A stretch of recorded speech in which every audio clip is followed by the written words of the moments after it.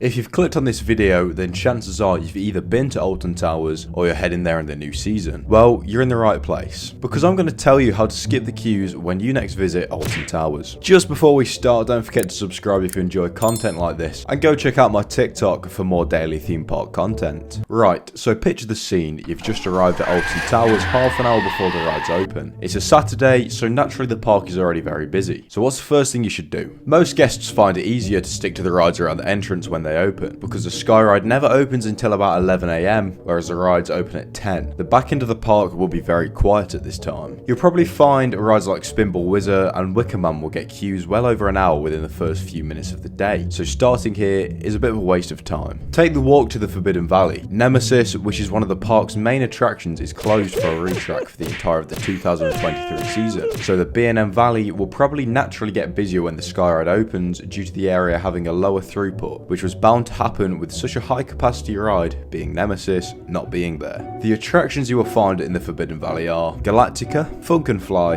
Nemesis Subterra for the 2023 season, and the construction site of Nemesis. Next, take the Sky Ride to the Dark Forest, but if it's not open for either weather reasons or it's just not late enough in the day, take a walk through the scenic gardens to the Dark Forest. Start with the ride on 13 if it's open. 13 unfortunately has to close in the rain, due to issues with the lift or not having enough grip in the wet. So if it rains all day, just don't expect 13 to open, so you may as well get this one done whilst you can.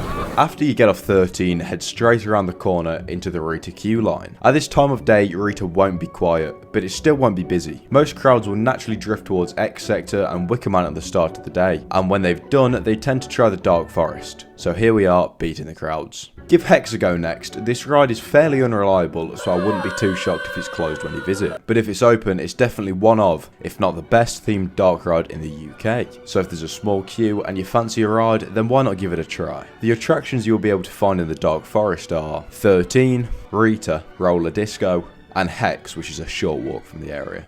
Now is a good time for lunch. Make your way to X Sector and find a seat around Just Chicken. If there are no tables or benches free, the huge rocks which line the grass are also quite comfortable to sit on. When you've eaten, you're already in the next area for the rides. Go in Oblivion first, as this queue will most likely be considerably shorter than the Smilers, and then try the Smiler. The Smiler's queue will most likely be huge, like 2 or so hours. This is for a few reasons. The first one is the ride duration is just so long. The trains also only hold 16 people each, and they can only run 4 trains at once. And also, it doesn't help that all the crowds do tend to drift there at the start of the day. This together is a recipe for low throughputs. So if you're going to buy Fast Track for any ride, I would recommend the Smiler. However, sometimes the queue may be bearable and less than a few hours. The attractions you'll be able to find in X Sector are the Smiler, Oblivion, and Spin Jam. Depending on the time of ride close, you might not have very much time left. If you want to do the water rides, then make sure they are done before dark, as they will all close at dusk for safety reasons. If you feel you have enough time whilst passing Spinball Wizard, then why not give it a ride? Now don't get me wrong, Spinball Wizard is very fun. However, it is known for very big queues, simply due to the fact that the throughput is so terrible. Whether you're owed Spinball or not, finally head over to Wicker Man. Wicker Man will have a much shorter queue than it did in the morning, and you'll probably find it's on less than an hour because most people have rode it and moved on. And just like that, you've now ridden all of the big 6 coasters at Alton Towers within a day, or maybe 7 if you did Spinball. Now, if you're an enthusiast and you're looking for coaster credits, then there's a few more coasters you can try.